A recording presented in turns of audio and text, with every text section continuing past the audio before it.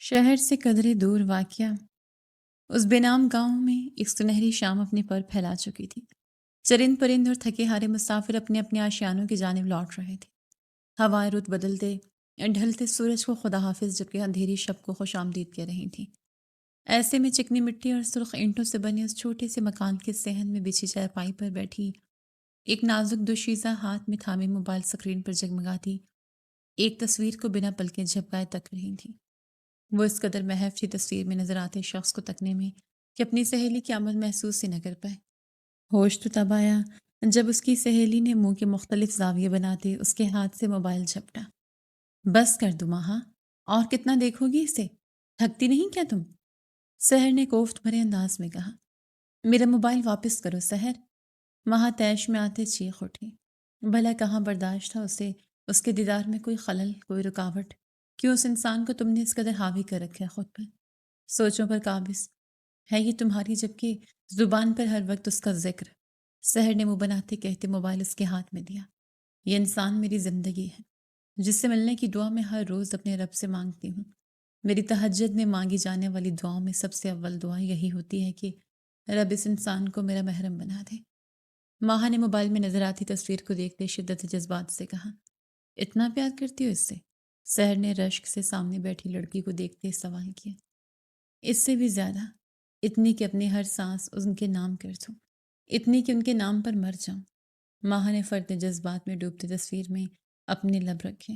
اور جب وہ آئے دن کسی نہ کسی لڑکی کے ہمراہ اپنی تصویر لگاتا ہے تو تمہیں کوئی فرق نہیں پڑتا؟ سحر نے اپنا ہاتھ تھوڑی تلے نیچے رکھتے اشتیاق سے پوچھا۔ پڑتا ہے فرق، بہت پڑتا، اتنا کہ دن رات اپنا وجود جلتا محسوس ہوتا ہے۔ ماہا کی آواز مدھم ہوئی تھی، مانو وہ جلن کی آنچ سے خود کو جلتا محسوس کر رہی ہو۔ تو 5 وقت کی نماز پڑھنے والی اور وہ گانے گا کر گناہ کمانے والا، تجھے اس سے محبت ہو کیسے گئی؟ تو خدا کے اتنے نزدیک اور وہ خدا اور دین سے اتنی ہی دور۔ سحر نے ذرا الجھن سے دریافت کیا۔ ان دونوں کے مابین ایک یہی فرق تو حیرت اور اچنبے کا باعث بنتا تھا۔ اور یہ تم کیسے کہہ سکتی ہو کون خدا کے زیادہ نزدیک ہے اور کون خدا سے دور؟ ہم ایسے کسی کو بھی جج نہیں کر سکتے۔ کیا پتہ ہم جسے غلط بول رہے ہوں وہ خدا کے زیادہ نزدیک ہو۔ اور رہی بات محبت کی، کیسے ہوئی کیوں ہوئی میں نہیں جانتی، بس پل بھر کا کھیل تھا۔ میری آنکھوں کو میرے دل کو یہ شخص بھا گیا اور اب اس کے علاوہ کوئی دوسرا نہیں بھاتا۔ ماہا کے لبوں کو حسین مسکان نے چھوا۔ میری دعا ہے ماہا تمہیں تمہاری محبت مل جائے۔ سحر نے خلوص دل سے اپنی دوست کے لیے دعا کی جو ایک ایسے انسان سے محبت کر بیٹھی تھی جو اس کی پہنچ سے بہت دور تھا، جسے اس نے روبرو دیکھا تک نہ تھا۔ یہ شام یزدانی جس کی آواز میں ایک جادو تھا، سحر تھا، میوزک انڈسٹری کا ایک ابھرتا ستارہ۔ ماہا نے ایک نظر موبائل سکرین پر نظر آتی یہ شام کی تصویر کو دیکھا، جانے کیسے وہ اس کی طرف کھینچتی چلی گئی تھی۔ ایسا لگتا تھا مانو وہ اس کی روح کا ایک حصہ تھا، مانو اس کے بنا اس کا وجود ادھورا تھا، اس کی زندگی ادھوری تھی۔ واقف تھی کہ وہ شخص اس کی پہنچ سے دور ہے، بہت دور، لیکن دل کے آگے بھی بس وہ اسے اپنی دعاؤں میں شامل کرتے رب کے حضور گڑ گڑاتی تھی۔ اس کے حصول کے واسطے اس کی ڈائری میں یہ شام کی بے شمار تصویر چسپاں تھی۔ ہر سوشل اکاؤنٹ پہ اس نے یہ شام کو فالو کر رکھا تھا۔ وہ پہروں اس کی تصویر تکتی رہتی تھی لیکن نہ کبھی لائک کرتی اور نہ ہی کوئی کمنٹ۔ وہ اپنے آپ کو ان لڑکیوں میں شامل نہیں کرنا چاہتی تھی جو اس کی کمنٹ لسٹ میں اس کی تعریف میں زمین و آسمان یہ کرتے اپنی فریفتگی کا اظہار کرتی ہیں۔ جو وہ کسی نئی لڑکی کے ہمراہ تصاویر ڈالتا تھا وہاں کے پورے تن بدن میں ایک جلن سی بھر جاتی تھی۔ وہ اس کی فین نہیں تھی، وہ اس کو اپنا کرش نہیں مانتی تھی، وہ اسے اپنی محبت کا درجہ دے چکی تھی۔ ماہا بیٹا، بابا آنے والے ہیں، جلدی سے کچن میں آ جاؤ۔ اپنی والدہ کی آواز پر وہ جلدی سے اپنا فون رکھتے کچن کی جانب بڑھ گئی۔ سحر نے فون اٹھاتے ہوئے شام کی تصویر کو بغور دیکھا۔ تمہیں تو پتہ بھی نہیں ہوگا کہ کوئی تم سے اتنی شدت سے محبت کرتا ہے۔ یہ شام یزدانی، تم بہت خوش نصیب ہو جس سے میری دوست محبت کرتی ہے، اور وہ بھی شدت والی۔ ایک گہرا سانس بھرتے کہتی وہ آسمان پر سیاہی کو پھیلتا دیکھنے لگی۔ ماہا بیٹا، تیرے بابا کی طبیعت نہیں ٹھیک، اس سے پہلے حویلی سے کوئی آ کر ان کا پوچھے تو جا کر خان صاحب کو بتا بیٹا۔ اپنی والدہ کی بات پر وہ جو اپنی ڈائری کے کھلی کاغذ کو سیاہی سے بھر رہی تھی چونک اٹھی۔ کیا ہوا ہے بابا کو اماں؟ رات کو بھی میں مل نہ سکی تھی ان سے؟ ماہ نے متفقرانہ استفسار کیا۔ بس بخار ہے انہیں بیٹا، ابھی بھی سو رہے ہیں۔ تم جاؤ ذرا بتاؤ، ورنہ خان صاحب ان کا انتظار کرتے رہیں گے اور کہیں غصہ بھی نہ کر جائیں۔ فرخندہ بیگم کے کہنے پر وہ اس بات میں سر ہلاتے اپنے چھوٹے سے کمرے کی طرف بڑھی اور کچھ ہی دیر میں سیاہ رنگ کی بڑی سی چادر سے خود کو اچھی طرح ڈھانپتے باہر آئے۔ دھیان سے جماہا اور جلدی واپس آ۔ فرخندہ بیگم نے نقاب سے چمکتی اس کی خوبصورت سرمئی آنکھوں کو دیکھتے ہدایت دی۔ ماہ نے اس بات میں سر ہلایا اور گھر سے باہر نکلتی چلی گئی۔ حویلی میں داخل ہوتے ہی اس کی نظر نواب خان پر پڑی تھی، جو گارڈن میں ہی مالی کے ہمراہ کھڑے تھے۔ ماہ نے سر سے ڈھلکتی چادر درست کرتے اپنے قدم ان کی جانب بڑھائے۔ السلام علیکم خان صاحب۔ ان کے قریب جاتے ماہ نے اسلام کیا۔ وعلیکم السلام۔ نواب خان جو مالی کو ہدایت دے رہے تھے، اسلام کی آواز پر ماہ کی جانب الجھن و اجنبیت سے دیکھتے جواب کو ہوئے۔ وہ خان صاحب، میں رفیق کی بیٹی ہوں۔ بابا کی طبیعت ناساز ہے، اسی سبب وہ آج کام پر نہیں آ پائے۔ ماہ نے مؤدب لہجے میں اپنا تعارف لیتے ان کی الجھن دور کی۔ او اچھا اچھا، تو آپ رفیق کی بیٹی ہیں؟ چلے بیٹا، کوئی بات نہیں، اسے کہیں کہ جب بالکل صحت یاب ہو تب آئے۔ نواب خان نے نرم لہجے میں جواب دیا۔ شکریہ آپ کا۔ ماہ نے تشکر بھری نظروں سے انہیں دیکھا، جن کے چہرے پر بلا کی شفقت اور نرمی رقم تھی۔ بلا شبہ وہ اس گاؤں کے سردار بننے کے حقدار تھے۔ نواب صاحب سر کو خم دیتے اپنی جیب سے بجتا فون نکالتے کان سے لگا گئے۔ تم وہیں ٹھہرو، میں آتا ہوں۔ ماہ جو قدم واپسی کی سمت بڑھانے لگی تھی، نواب صاحب کے چہرے پر رقم ہوتی پریشانی دیکھ ٹھہر گئی۔ بیٹا، کیا آپ ہماری ایک مدد کر دیں گے؟ نواب خان نے فون بند کرتے ماہ کی جانب پر امیدی سے دیکھا۔ ماہ بنا پل کی دیر کیے بنا سر اس بات میں ہلا گئے۔ آپ یہاں کھڑی ہو کر مالی کی نگرانی کرتے لان کی صفائی کروا دیں، مجھے بہت ضروری کام ہے، وگرنہ میں رک جاتا۔ نواب خان نے اس کے اس بات میں سر ہلانے پر موبائل جیب میں رکھتے کہا۔ جی جی خان صاحب، میں کر لوں گی، آپ جائیں۔ ماہ کے کہنے پر وہ شکریہ کہتے اس کے سر پر ہاتھ رکھتے اپنی گاڑی کی طرف بڑھ گئے۔ ان کی گاڑی میں سوار ہوتے ہی گاڑی آگے بڑھتی چلی گئی۔ ماہ نے ان کے جاتے ہی تمام تر توجہ مالی کی جانب مرکوز کی۔ وہ تمام رات اپنے عیاش دوستوں کے ساتھ گزار کر اب حویلی لوٹا تھا۔ گاڑی حویلی کے باہر روکتے وہ اندر بڑھا۔ قدم نشے میں دھت ہونے کے سبب ڈگمگا بھی رہے تھے۔ وہ لان میں آیا تو اس کی نظر ماہ پر پڑی۔ اس کے دیکھتے ذاکر کے چہرے پر شیطانی مسکراہٹ اور آنکھوں میں خباثت پھیلی۔ ماہ کے چہرے پر سے چادر سرک چکی تھی۔ وہ پودے لگانے میں اتنی مصروف تھی کہ اسے ذاکر کی موجودگی کا احساس ہی نہیں ہوا، نہ اس بات کا اندازہ کہ اس کے سر سے چادر سرکتے اس کے گھنے سیاہ گیسوں کو عیاں کر گئی تھی۔ ذاکر نے ماہ کے نازک وجود کو دیکھتے اپنے قدم اس تک بڑھائے۔ ماہ کے پیچھے آتا وہ اس کے منہ پر ہاتھ رکھ گیا، جبکہ دوسرے ہاتھ سے اس کے دونوں ہاتھوں کو اپنی گرفت میں لیتی اس سے مزاحمت کا حق چھینا۔ ماہ جو اپنے عقب میں کسی فرد کی موجودگی محسوس کرتے پلٹنے کو تیار تھی، اپنے آپ کو ایک آہنی گرفت میں قید دیکھ بنا مچھلی کی مانند تڑپ اٹھی۔ مجھے نہیں پتا تھا حویلی میں بھی اس طرح کی خوبصورتی پائی جاتی ہے۔ تمہارے ساتھ کافی اچھا وقت گزرے گا۔ وہ نشے میں دھت ہونے کے بعد بھی ماہ کے وجود کو کافی سختی سے جکڑا ہوا تھا۔ اس کے لفظ سنتے ماہ کی آنکھوں سے آنسو بہہ نکلے۔ اپنی عزت کے چھن جانے کا خوف پورے وجود میں سرایت کرتا چلا گیا۔ وہ چیخ کر کسی کو مدد کے لیے پکار بھی نہ سکی۔ ابھی اس نے خود ہی تو مالی کو پچھلے لان میں بھیجا تھا۔ ذاکر نے ماہ کے وجود کو زبردستی گھسیٹا۔ ماہ نے بھرپور مزاحمت کرنے کی کوشش کی اور اس کی گرفت سے آزاد ہونے کی صحیح کی، لیکن ناکام ٹھہری۔ اپنی گاڑی کے نزدیک لاتے ذاکر نے ماہ کو ایک جھٹکے سے فرنٹ سیٹ پر پٹخا۔ اس سے پہلے ماہ باہر نکلتی وہ اس کے چہرے پر زوردار تھپڑ مار گیا۔ ماہ کو اپنا سر گھومتا ہوا محسوس ہوا۔ تیزی سے ڈرائیونگ سیٹ پر آتے اس نے گاڑی کے دروازے لاک کیے اور گاڑی آگے بڑھا گیا۔ پلیز مجھے جانے دو، چھوڑ دو مجھے، پلیز جانے دو۔ ماہ گاڑی کا دروازہ کھولتے چیخی۔ جواباً ذاکر اس کے چہرے پر ایک اور تھپڑ رسید کر گیا۔ ماہ کا سر دروازے سے بری طرح لگا۔ اسے سب کچھ سن ہوتا محسوس ہوا۔ خون کی ایک لکیر سر سے بہتے کان تک آئی، جبکہ ذاکر نشے اور ہوس میں دھت تیز رفتار گاڑی چلاتا گاؤں کی حدود پار کرنے میں کوشاں تھا۔ ماہ نے اپنے گھومتے سر اور سن ہوتے وجود کو سنبھالا، ایک نظر اس ظالم پر ڈالی جس کی آنکھیں اس جیسے نوچ کھانے کو تیار تھیں۔ اسے کچھ نہ کچھ تو کرنا ہی اپنی عزت بچانے کے واسطے تھا۔ ماہ نے ہمت کرتے اسٹیئرنگ پر اپنے دونوں ہاتھ رکھتے اسے گھمایا۔ گاڑی ڈس بیلنس ہوئی۔ ماہ نے جلدی سے آگے ہوتے گاڑی کو لاک کھولتے اپنی طرف کا دروازہ کھولا اور باہر کودی۔ ٹانگوں میں شدید رگڑ لگی لیکن ابھی اسے اپنی عزت بچانی تھی۔ گاڑی کو رکتا دیکھ وہ ہمت کرتے بھاگی تھی۔ آنکھوں سے آنسو بہہ رہے تھے، چادر کہیں گر گئی تھی، بال بکھرے ہوئے تھے، چہرے پر خون لگا ہوا تھا اور وہ بار بار پیچھے دیکھتی اندھا دھند بھاگ رہی تھی۔ سالی چھوڑوں گا نہیں میں تجھے۔ ذاکر نے گاڑی کو سنبھالتے گال نہیں بکی اور ماہا کے پیچھے لپکا۔ وہ بار بار پیچھے کو دیکھتے بھاگ رہی تھی کہ یکدم سامنے سے آتی گاڑی سے ٹکراتے ٹکراتے بچی۔ صد شکر تھا کہ مخالف نے بروقت بریک لگا لیا تھا، وگرنہ اس کا نازک وجود ہوا کے دوش پر اڑتا دور جا گرتا۔ یہ شام جو اپنے میوزک ڈائریکٹر مہوش تھے، ہم کلام گاڑی چلانے میں محو تھا۔ یکدم گاڑی کے سامنے ماہا کے آ جانے پر بروقت بریک لگا گیا۔ یہ شام، مہوش چیخی، اندر ہی رہنا، باہر نہیں آنا۔ یہ شام اسے تلقین کرتا گاڑی سے باہر نکلا۔ ماہا جو گاڑی کے انتہائی قریب رکنے سے لڑکھڑا کر زمین بوس ہوئی تھی، اپنی ہتھیلیوں پر آئے رگڑ دیکھ زاروں قطار روتے ایک نظر عقب میں ڈال گئی، جہاں ذاکر اس سے صرف کچھ فاصلے پر تھا، اور پھر چہرہ موڑتے گاڑی کے پاس کھڑے یہ شام پر۔ یہ شام کو اپنے عین سامنے کھڑا دیکھ وہ بے یقین و حیرت کے گہرے سمندر میں ورتا زن ہوئی۔ اس کے سامنے یہ شام یزدانی تھا، وہی یہ شام یزدانی جو اس کی رگ رگ میں خون بن کر دوڑتا تھا۔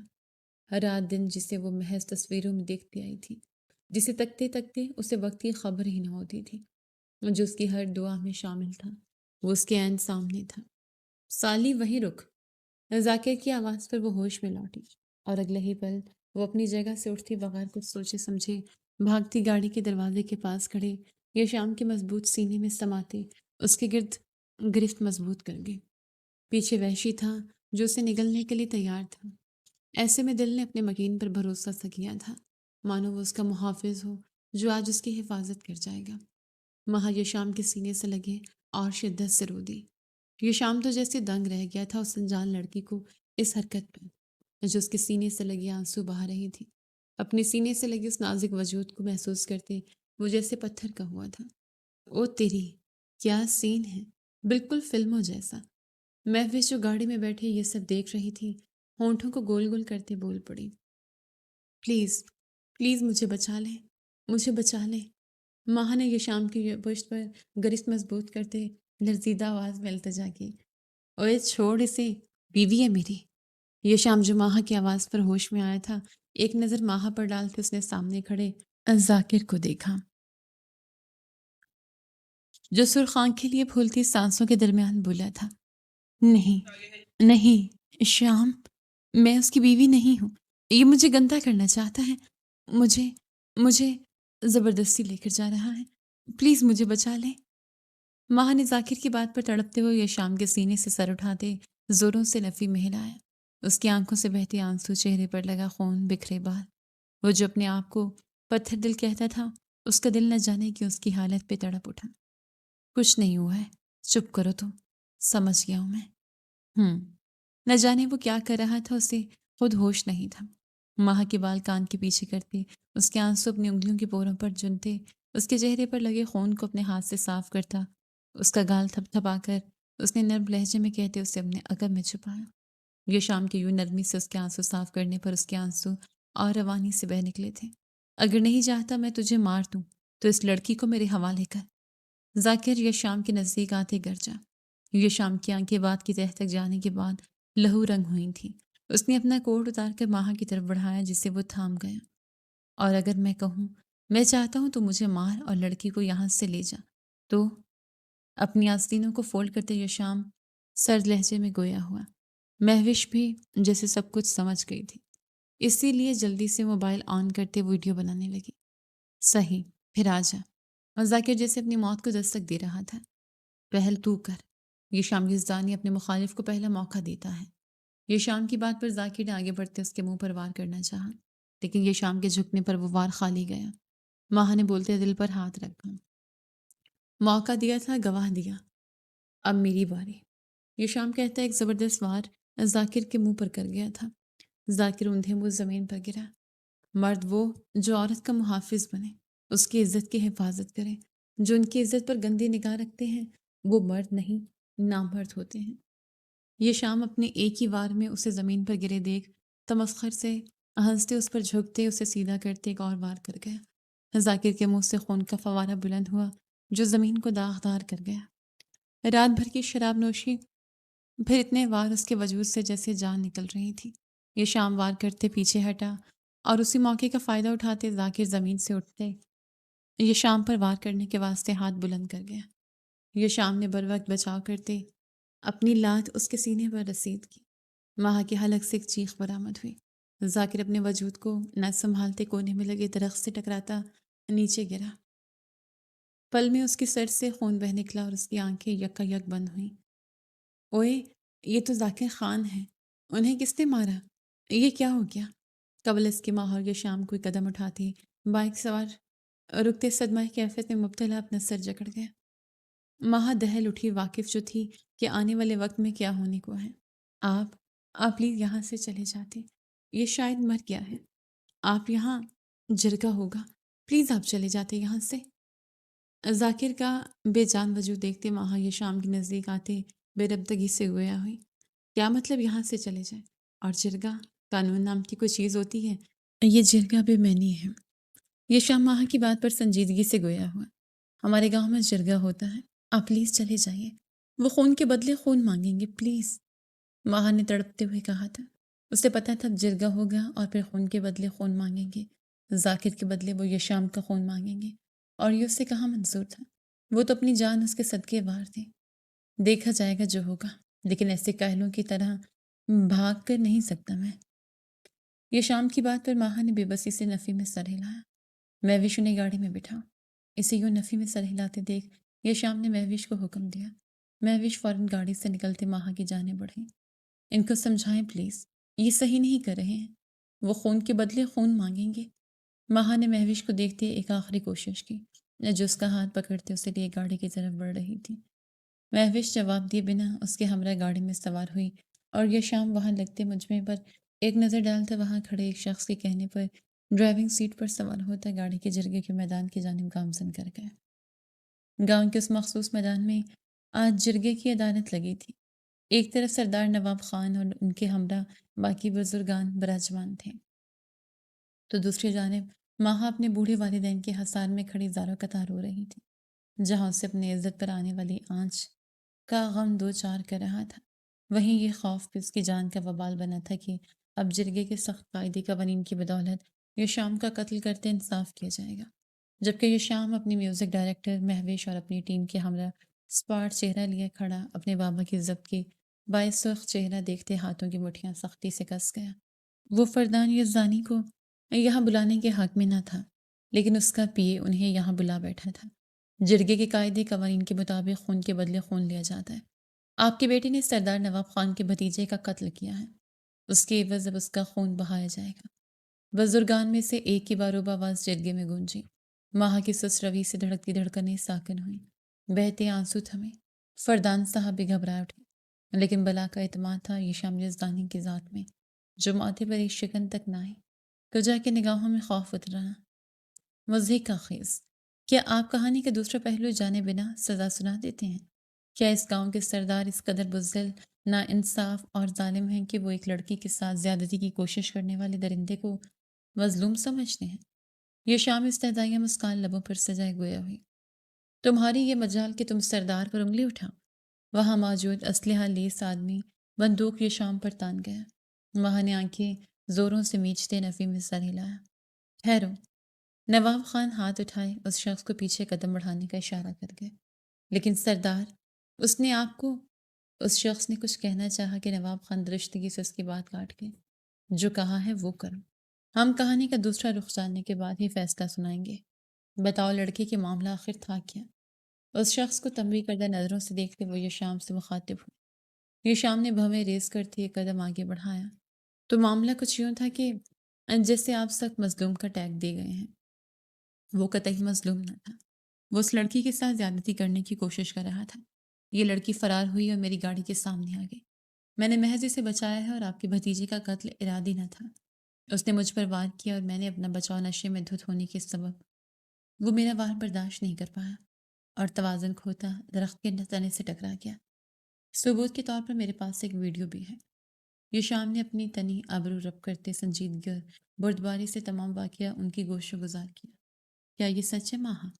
نواب خان جو تیش و غم کے باعث بغیر کسی سنوائی کے فیصلہ سنا گئے تھے، حقیقت جان لینے کے بعد ششدر ہوتے ماہا سے تصدیق مانگ اٹھے۔ جی خان، جی خان صاحب، میں لون میں پودے لگا رہی تھی جب جب آپ کا بھتیجا وہاں آتے میرے منہ پر ہاتھ ہاتھ رکھتے مجھے زبردستی گاڑی میں ڈال گیا۔ میں میں کافی تگ و دو کے بعد اس کی گرفت سے آزاد ہوئی اور پھر ان کی گاڑی سے ٹکرا گئی۔ مہا کے ذہن کی سکرین پر کچھ وقت قبل کا منظر فلم کی مانی چلتے اس کی رگوں میں اذیت بھرتا چلا گیا تھا۔ نواب خان کا چہرہ دھواں دھواں ہوا۔ اپنے بھتیجے کی عیاش و عباش طبیعت سے واقفیت جو رکھتے تھے، وہ انہیں شدید ملامت نے آن گھیرا تھا کہ آخر کیوں انہوں نے غم و غصے کے باعث جلد فیصلہ کیا، جبکہ یہ پشیمانی مزید تب بڑھی جب انہوں نے مہوش کے موبائل میں موجود وہ ویڈیو دیکھی جس میں صاف صاف آیا تھا کہ یہ شام یزدانی نے محض اپنا بچاؤ کیا تھا۔ مجھے انصاف نہیں چاہیے، یہاں جو انصاف کا حقدار تھا اسے انصاف مل چکا تھا، لیکن جرگے کے قوانین کے مطابق تمہیں ہمارا ایک فیصلہ ماننا ہوگا لڑکے۔ نواب صاحب کی بات کا آغاز سنتے جہاں ماہا فردان صاحب اور ان کے ہمراہ موجود یہ شام سے جڑے لوگ پرسکون ہوئے، وہیں ان کی بات کے اختتام پر وہ سب پھر دہل تھے، اشنبے میں ڈوبے۔ کیسا فیصلہ؟ یہ شام کی سبھی پیشانی پر ابل امڑائے تھے۔ تمہیں اس لڑکی سے نکاح کرنا ہوگا۔ نواب خان کا فیصلہ سب کو دھچکا دے گیا۔ ماہا کی آنکھیں تحیر سے پھیلیں، دل زوروں سے دھڑک اٹھا، جبکہ یہ شام نے بے ساختہ ماہا کی جانب دیکھا۔ اس پر نظر کا پڑنا تھا کہ اسے وہ لمحے شد و مد سے یاد آئے جب اس کے سینے سے آن لگی تھی، اور یہ شام یزدانی کو اپنا آپ اسے ایک پل میں موم کی مانند پگھل کر بگھرتا محسوس ہوا تھا۔ قبل اس کے وہ احساس پھر اس پر حاوی ہوتا، وہ اپنا سر جھٹکتے نفی میں ہلا گیا۔ میں انحراف برتتا ہوں اس فیصلے سے۔ وہ ہتھے سے اکھڑ کھڑا ہوا۔ نواب صاحب نے لب بھینچے ماہا کا دل جیسے کسی نے مٹھی میں بھینچا ہو، جبکہ فردان صاحب نے ماہا کے والد رفیق صاحب کے جھکے کاندھے اور آزردگی بھرا چہرہ دیکھتے پل میں فیصلہ کیا۔ تم یہ نکاح کرو گے بیٹا، ہر حال میں کرو گے، میری خاطر۔ یہ شام کے نزدیک آتے وہ ایک طاقتور پتہ پھینک گئے، واقف جو تھے کہ یہ شام یزدانی کا فیصلہ بدلنے پر محض وہ قادر ہیں۔ یہ شام جو ان کے مخاطب ہونے پر حیران پریشان تھا، ان کے لبوں سے اپنے لیے ادا ہوتے لفظ بیٹے پر بے یقینی میں غرق ہوا۔ 22 سال بعد اس کے والد نے اسے بیٹا کہہ کر مخاطب کیا تھا۔ یہ احساس، یہ لمحہ ایسا تھا کہ اس بھرپور جوان مرد کی آنکھوں کے کنارے یکا یک نم ہوئے تھے۔ نکاح؟ وہ تو اپنے باپ کے واسطے جان تک سے گزر جائے، میں راضی ہوں۔ یہ شام نے پلکیں جھپکتے اپنے حلق سے اٹکے آنسوں کے گولے کو نگلتے حامی بھرے۔ وہاں جو لب گزرتے سرخ متورم آنکھوں سے یہ شام کی جانب دیکھ رہی تھی، اس کے یوں رضامند ہو جانے پر نظریں جھکا گئے، اور پھر چند ہی لمحوں میں وہاں اپنی محبت کے نام پر ہوتے اپنے والدین کی دعاؤں کے سائے تلے اپنے محبوب کے سنگ ایک نئی دنیا کی جانب قدم بڑھا گئے۔ تقریباً 2.5 گھنٹے کی طویل سفر کے بعد ان کی گاڑی یزدانی ولا کے پتھریلی روش پر آن رکی تھی۔ ڈرائیونگ سیٹ پر براجمان یہ شام گاڑی سے اترتا پچھلے لان کی جانب بڑھ گیا۔ یزدانی صاحب نے نفی میں سر ہلاتے گاڑی کا دروازہ کھلتے قدم بڑھائے رکھا، جبکہ ماہا بھی جو پوشیدہ نظروں سے یہ شام کو دیکھ رہی تھی، مہوش کے ہمراہ گاڑی سے اتری۔ مہوش بچے کو یہ شام کے کمرے میں چھوڑا۔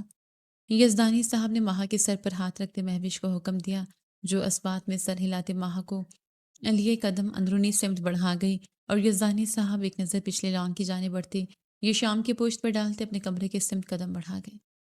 یہ شام نہ جانے کتنی دیر سے لان کے کونے میں بیٹھا سگریٹ نوشی کر رہا تھا۔ نظریں آسمان پر ٹکی تھیں اور ان میں ہلکی سی نمی کی رمق تھی۔ بابا نے مجھے بیٹا کہا، اپنا بیٹا۔ آسمان پر چمکتے چاند کو دیکھتے یہ شام لبوں پر ایک کرب زدہ مسکراہٹ سجائے بولا، میں خوش ہوں، بہت بہت زیادہ سالوں بعد انہوں نے میرے لیے کوئی فیصلہ لیا ہے، لیکن میں اس اپنے ساتھ زبردستی جوڑ کر نہیں رکھ سکتا۔ اس کے بھی کچھ خواب ہوں گے اپنے ہم سفر کو لے کر۔ میں تو خود ٹوٹا بکھرا ہوا اسے کیسے خوشی دوں گا؟ چاند کو اپنی سرخ بھوری آنکھوں سے دیکھتے وہ سوچوں کے تانے بانے بنتے اپنی کوٹ زمین سے اٹھاتے یزدانی منشن کے اندرونی سمت بڑھا۔ مہوش نے آتے ساتھ اسے ایک نیا لباس دے دیا تھا، اسے فریش کروا کر اس کے پاؤں اور ہاتھوں پر بھی پٹی کر دی تھی۔ اب وہ دیوار پر لگی اس کی ان لارج سائز تصویر کو مسکراتے ہوئے تک رہی تھی۔ آنکھوں میں ایک مخصوص سی چمک تھی جو بہت خاص پانے کے بعد ابھرتی ہے۔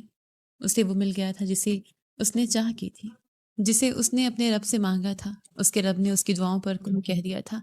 یہ شام یزدانی ماہا رفیق کا محرم بن گیا تھا۔ اس کی تصویر کو ہاتھ سے چھوتی ماہا خوشی سے پرمسرت لہجے میں بولی، اس کا بس چلتا تو وہ چیخ چیخ کر پوری دنیا کو بتاتی کہ وہ چاند جسے وہ صرف دور سے پہروں بیٹھی تک رکھتی تھی آج اس کا ہے۔ آپ میرے بحرم بن گئے ہیں، میری محبت کو منزل مل گئی ہے۔ یہ شام کی تصویر میں نظر آتے چہرے کو دیکھتے وہ اس سے مخاطب تھے۔ جب کمرے کا دروازہ کھلا، ماہا نے پلٹتے اسے دیکھا جو سرخ بھوری آنکھیں لیے اندر آیا تھا۔ ماہا اسے دیکھتے ہی اپنی دھڑکنوں کو منتشر ہونا محسوس کر گئی۔ یہ شام نے کمرے کا دروازہ بند کرتے ایک نظر سامنے کھڑی ماہا کو دیکھا۔ کوٹ صوفے پر پھینکتے وہ وہیں صوفے پر بیٹھ گئے۔ نام کیا تمہارا؟ یہ شام نے ماہا کو دیکھتے اپنی شرٹ کا ایک اور بٹن کھولتے پوچھا۔ ماہا نے حیرت سے سر اٹھا کر اس کی طرف دیکھا۔ کیا نکاح کے وقت اس نے اس کا نام نہیں سنا تھا؟ یہ شام اس کی آنکھوں میں ابھرتی حیرت دیکھتے اپنے لب بھینچ گئے۔ نکاح کے وقت اس کے دماغ میں صرف اور صرف اپنے باپ کا لفظ گردش کر رہا تھا۔ سالوں بعد انہوں نے اسے بیٹا جو کہا تھا۔ ماں ماہا ماہا نے اپنے ہاتھ مسلتے جواب دیا۔ بیٹھ جاؤ، مجھے کچھ بات کرنی ہے۔ یہ شام نے سنجیدگی سے اس کا چہرہ تکتے کہا، جہاں معصومیت کے ساتھ ساتھ حیا کے رنگ بھی شامل تھے۔ ماہا جھجکتے ہوئے بیڈ پر بیٹھی نظریں جھکی ہوئی تھیں، ہاتھ آپس میں پیوست تھیں جبکہ لب لرز رہے تھے۔ یہ شام ایک ہی پل میں اس کا جائزہ لے چکا تھا۔ میں تم سے نکاح پر راضی نہیں تھا۔ یہ شام کی بات سنتے اس کے دل میں درد کی ایک لہر سی اٹھی۔ اپنی لرزتے لب وہ آپس میں بھینچ گئے، آنکھوں میں بے ساختہ نمی ابھری۔ پھر نکاح نکاح کیوں کیا؟ لرزتی آواز میں ماہا نے اپنی نظریں اٹھاتے اپنے سامنے بیٹھے اپنے محرم سے پوچھا، جس کی نظریں اس کی نظروں میں گڑی ہوئی تھیں۔ بابا کی وجہ سے۔ یہ شام نے اس کی آنکھوں میں آئی نمی کو دیکھتے اپنا سر جھٹکتے کہا، منع کر دیتے آپ؟ دھڑکتے دل سے ماہا نے اگلی بات کی، کر دیتا اگر وہ سالوں بعد میرے لیے کوئی فیصلہ نہیں لیتے یا مجھے بیٹا نہیں کہتے تب۔ فردان صاحب کے الفاظ یاد آئے تو وہ آسودگی سے مسکراتے ہوئے بولا۔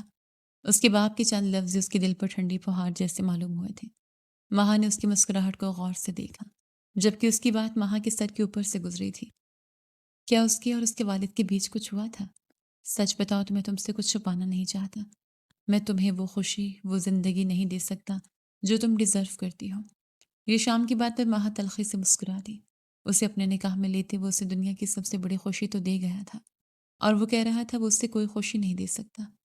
یہ شام یہ نہ بول پایا کہ اس کی ذات کئی ٹکڑوں میں بکھری ہوئی ہے، جسے وہ سمیٹ نہیں سکتا، تو کیسے وہ کسی اور کی ذات کو اپنی ٹوٹی بکھری ذات میں شامل کر جائے گا؟ میں کسی معصوم دل کو اپنے ساتھ باندھ کر اس کے دامن میں غم نہیں بھر سکتا، کیونکہ میرے پاس کسی کو دینے کے لیے کچھ بچا ہی نہیں ہے۔ وہ اپنے لفظوں سے جسے ماہا کو سمجھانا چاہ رہا تھا کہ اس کے دامن میں صرف غم ہے، اگر اس کی ذات کے ساتھ کوئی ذات منسلک ہوگی تو وہ غم اس کا بھی مقدر ٹھہر جائے گا۔ تم اچھی ہو، پیاری ہو، یہ شام نے کہتے ماہا کا خوبصورت چہرہ دیکھا جو سرخ ہو رہا تھا۔ وہ واقعی میں بہت پیاری تھی۔ تم ایک بہترین ہمسفر کو ڈیزرو کرتی ہو جو تمہیں خوش رکھ پائے۔ میں تمہیں اس رشتے سے آزاد کر دوں گا، لیکن فکر مت کرو، میں تمہیں ایک ایسے انسان کو سونپوں گا جو تمہاری قدر کرے، تمہیں خوش رکھے۔ یہ شام کی آدھی بات نے ماہا نے اپنا چہرہ اٹھاتے بے یقینی سے اس کی طرف دیکھا۔ جب یہ شام نے اپنی بات مکمل کی، کچھ دنوں بعد مجھے لندن جانا ہے، وہیں کوئی اچھا سا رشتہ دیکھتے میں تمہیں آزاد کرتے تمہاری شادی کروا دوں گا۔ آرام سے سوچا کہ یہاں میں اسٹڈی میں ہوں۔ یہ شام کہتے اپنا کوٹ اٹھاتے اسٹڈی روم کی طرف بڑھ گیا، لیکن جاتے جاتے وہ ماہا کی سانس سے چھین گیا۔ وہ بت بنی بیٹھی اپنے خالی ہاتھوں کو دیکھنے لگی۔ وہ کیسے اسے کسی اور کو سونپ سکتا تھا؟ وہ کہہ گیا تھا کہ وہ اس سے کوئی خوشی نہیں دے سکتا تھا، جس کا نام ہی اپنے کے نام کے آگے لگنے سے وہ ساتویں آسمان پر اڑ رہی تھی۔ جن آنکھوں میں کچھ دیر پہلے خوشی جھل ملا رہی تھی وہاں بانسو تھے۔ آپ کہہ رہے ہیں کہ آپ میرے قابل نہیں ہیں، جبکہ میں اپنے آپ کو ایک قابل نہیں سمجھتی۔ آپ کہاں اور میں کہاں؟ ماہا نے آنسو صاف کرتے یہ شام کو تصور میں لاتے خود اذیتی سے کہا، کچھ ہوا ہے آپ کے ساتھ؟ آپ اس یہ شام سے الگ ہیں جو موبائل پر یا ٹی وی پر نظر آتے ہیں۔ آپ ٹوٹے ہوئے ہیں۔ آخر کس چیز نے آپ کو توڑا ہے؟ آپ کی آنکھوں میں ٹوٹے خوابوں کی کرچیاں ہیں جو آپ بیان نہ کریں۔ لفظوں سے آپ کی آنکھیں بیان کر گئی ہیں۔ آپ کے لہجے میں ادھورا پن ہے۔ ماہا نے اس کی سرخ آنکھیں یاد کرتے سوچا۔ وہ سمجھ گئی تھی کوئی بات ہے جس کے سبب یہ شام یہ سب بول رہا تھا، وگرنہ وہ ایک کامیاب انسان تھا۔ وہ ایسا کیوں اپنے بارے میں سوچتا؟ تھکن کی وجہ سے اس کا برا حال تھا۔ اس پر یہ کاسابی جنگ، اس نے اپنے پاؤں اوپر کی اور وہی سکڑ کر لیٹ گئی، کسی غیر مرئی نقطے کو تکتے ہوئے نہ جانے کب نیند کی وادیوں کی سیر کر روانہ ہوئی۔ اسٹڈی روم میں بیٹھا وہ سپاٹ نظریں دیوار پر ٹکائے اپنے گزرے ماحول سال یاد کر رہا تھا۔ جو کچھ اس کے ساتھ ہوا وہ اسے توڑ گیا۔ اس کی ذات بکھری ہوئی تھی، وہ خود کو سنبھال نہیں پا رہا تھا، تو کیسے ماہا کو اپنے ساتھ جوڑ سکتا تھا؟ اسے پتا تھا جب وہ خوش نہیں محسوس کر سکتا تو وہ ماہا کو کیا کبھی کوئی خوشی دے پائے گا؟ اس لڑکی کو دیکھتے اس کے پتھر دل میں درہم سے مٹ آیا۔ اسے اس لڑکی کی فکر ہوئی تھی، اس لڑکی کا چہرہ دیکھتے اس کا ساکت دل بھی دھڑکا تھا۔ وہ جب اس کے سینے سے لگی تھی تو اس نے جو احساسات محسوس کیے تھے وہ کبھی پہلے کی طرح نہیں محسوس ہوئے تھے، پر وہ جانتا تھا کہ اس کے پاس صرف غم ہے، اس کے ہاتھ میں صرف کانٹے ہیں۔ اگر کوئی اس کا ہاتھ تھامے گا تو اپنا ہاتھ زخمی کر بیٹھے گا۔ بچپن کی محرومی اس کے اندر ایک خلاصہ پیدا کر گئی تھی جو شاید ہی کبھی پر ہو پاتا۔ آج جب فردان صاحب نے اسے اپنا بیٹا کہا، یہ شام کو ایسا لگا تھا جیسے کوئی ہفتے اقلیم کی دولت ہو جو اس کے ہاتھ لگ گئی ہو، لیکن یہ ایک لفظ اس کی محرومی کو کم نہیں کر سکتا تھا جو سالوں سے اس کے اندر پنپ رہی تھی۔ فریش ہونے کی نیت سے وہ اپنی سرخ آنکھیں مسلتے اٹھا۔ کمرے میں آتی اس کی نظر ماہا پر پڑی جو بیڈ پر کروٹ کے بل لیٹی ہوئی تھی۔ بال بکھرے سے بیڈ پر پھیلے ہوئے تھے، چہرے پر آنسوں کے مٹے نشان تھے۔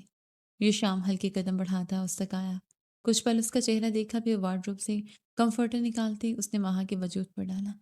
بے ساختہ اس کے چہرے پر جھکتے اس کے گال پر ٹھہرے آنسوں کو اپنے ہاتھ کے پشت سے نرمی سے صاف کیا۔ اس کے نرم گالوں کا لمس محسوس کرتے یہ شام فوراً سے اس سے دور ہوا۔ دل پھر سے تیز دھڑکا، اپنے کپڑے لیتے وہ ایک نظر سوئے ہوئے وجود پر ڈالتے فریش ہونے کے غرض سے واش روم کی طرف بڑھ گیا۔ اسے آج چند اہم کام نپٹانے تھے جو اس کے نئے آنے والے گانے کے لیے اہم تھے۔ تقریباً 2 دن ہونے کو آئے تھے اور اب تک اس کا سامنا اس ہرجائی سے نہ ہوا تھا جس کے ہاتھ میں موت کا پروانہ تھماتے رخصت ہو چلا تھا۔ تادیر فردان صاحب کے ہمراہ خوشخبری میں مصروف رہنے کے بعد وہ کمرے میں لوٹی تھی۔ 2 دن سے وہ ایک ہی لباس میں ملبوس تھی جو اسے مہوش نے دیا تھا، اور اب اسے خود سے کراہیت سی محسوس ہونے لگی۔ کچھ تو پہننے لائق ہوگا اس میں۔ کمرے میں موجود وارڈروب کی جانب دیکھتے کہتی وہ آگے بڑھتے پٹ واک کرتے اپنے لیے کچھ پہننے لائق ڈھونڈنے لگی۔ مان اس کی نظر ایک طرف کونے میں پڑے 2 ملبوسات پر گئی، ایک آسمانی رنگ کی فراک تھی اور ایک ڈارک میرون۔ ماہ نے اجنبی سے ان کپڑوں کو دیکھا۔ لڑکی کے کپڑے ان کی الماری میں کیا کر رہے ہیں؟ آسمانی رنگ کی فراک کو دیکھتے ماہ نے ٹھٹک کر سوچا، ہو سکتا ہے کسی نے غلطی سے رکھ دی ہوں یا مہوش میرے لیے رکھ گئی ہو۔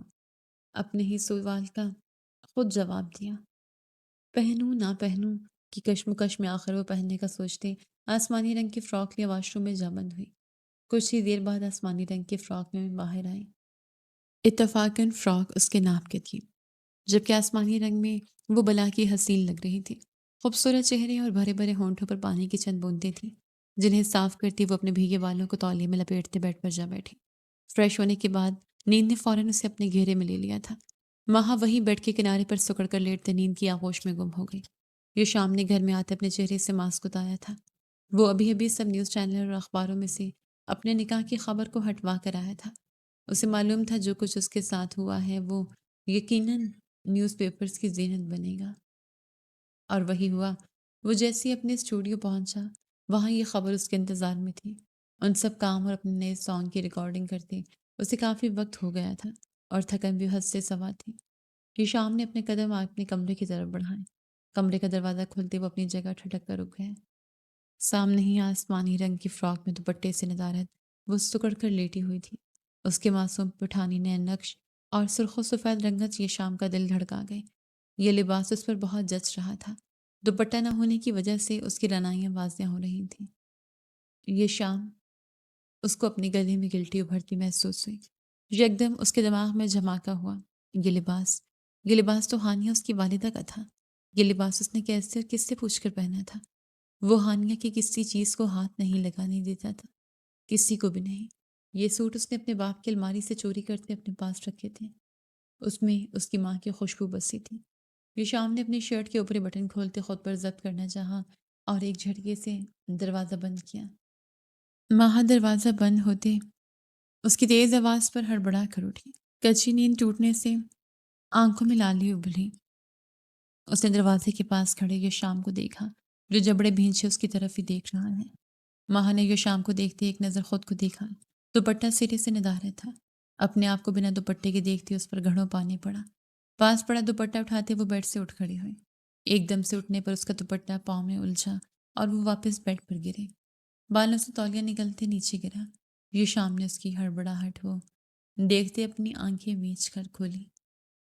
ماہا نے ایک نظر یہ شام کو دیکھا جس کے بھینچے جبڑے دیکھتے وہ اپنے دوپٹے کو سنبھالتی بیڈ سے اٹھ کھڑی ہوئی۔ یہ شام نے قدم اس کی طرف بڑھائے۔ یہ ڈریس کس کی اجازت سے پہنے تم نے؟ سرد لہجے میں ماہا سے کچھ دوری پر رکتے یہ شام نے سوال پوچھا۔ ماہا جو اپنی نظریں جھکائے کھڑی تھی یہ شام کی بات پر نظریں اٹھا کر اسے دیکھا، جس کا چہرہ اسپاٹ تھا۔ اسے لگا جیسے اس نے بہت بڑی غلطی کر دی ہو یہ سوٹ پہن کر۔ یہ ایک دم اس کا من بھر آیا۔ وہ وہ میرے پاس کپڑے نہیں تھے تو یہ آپ کی الماری میں نظر آیا، پہن لیا۔ اٹکتی آواز میں اپنے ہاتھوں کو آپس میں مسلتے وہ ایسے گویا ہوئی جیسے اپنے کسی جرم کا اعتراف کر رہی ہو۔ یہ شام نے ایک نظر اس کے معصوم چہرے کو دیکھا، جیسے دیکھتے اسے لگا وہ کسی بھی پل رونے لگے گی۔ اسے حد سے زیادہ غصہ آ رہا تھا، لیکن نہ جانے کیوں ماہا کے چہرے پر اپنے لیے خوف محسوس کرتی اس نے اپنے بالوں پر ہاتھ پھیرتے اپنا غصہ ظاہر کرنا چاہا۔ آپ کو برا لگا کہ میں نے یہ کپڑے پہن لیے؟ میں ابھی بدل لوں گی۔ آئی ایم سوری، ماہا پھیکی آواز میں کہتی پلٹی۔ اس کا دل دکھ سا گیا تھا کہ فقط ایک ڈریس کے لیے اسے سخت اور سرد لہجے میں بات کر رہا تھا۔ ماہا کے پلٹتے یہ شام کی نظر اس کی پشت پر پڑی۔ دل کانوں میں بج اٹھا۔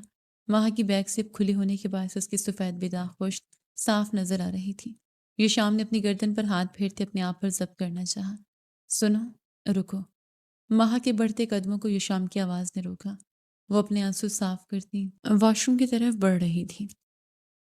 نازک سا دل بری طرح دکھا تھا یہ شام کا سرد لہجہ سنتے۔ جی؟ ماہا نے پلٹتے اس سے پوچھا۔ ضرورت نہیں بدلنے کی، یہی پہنی رہو، اور وہ تمہاری زپ کھلی ہوئی ہے، یہ شام نے سنجیدگی سے کہتے اس کے حسین چہرے سے نظریں چرائیں، جو اس کی بات سنتے ایسے لال ہوا تھا جیسے پورے وجود کا خون چہرے پر سمٹ آیا ہو۔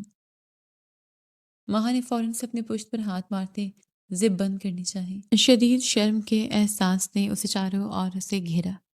وہ بار بار کوشش کرتی تو کبھی چور نظروں سے یہ شام کو دیکھتی جو وہیں کھڑا اپنے موبائل میں مصروف ہو گیا تھا۔ ماہا مزید دل برداشتہ ہوئی۔